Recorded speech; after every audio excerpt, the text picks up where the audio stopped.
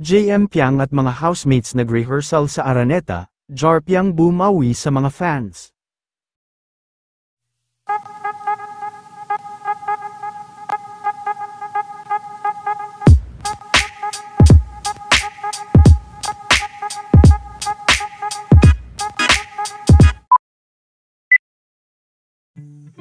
Bukas na nga magaganap, ang inaabangan na event ng Kapamilya Network na Christmas Special ng mga kapamilya, nagaganapin sa Araneta Coliseum, kaya puspusan na rin ang ginagawang paghahanda ng mga kapamilya stars na kinabibilangan nga ng mga ex-housemates ni Kuya.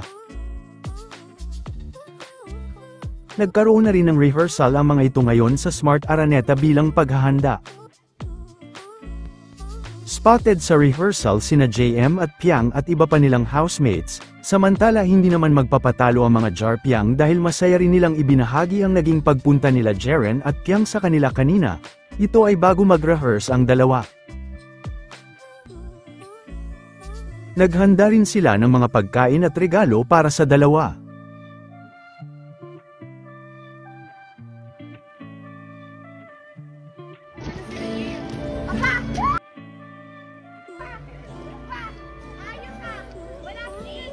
Makikita naman sa mga mukha nila Jaren at Piang na talagang natuwa at na-appreciate nila ang mga effort ng kanilang mga fans.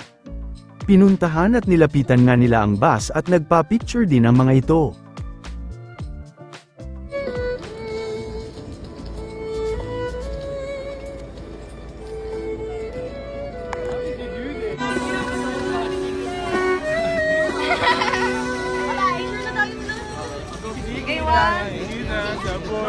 Ako din. Wala nang ano. Wala nang hangin. Thank you guys. Bye-bye, Jaren. Thank you. Guys, because of Jar Piang, thank you guys always for the support.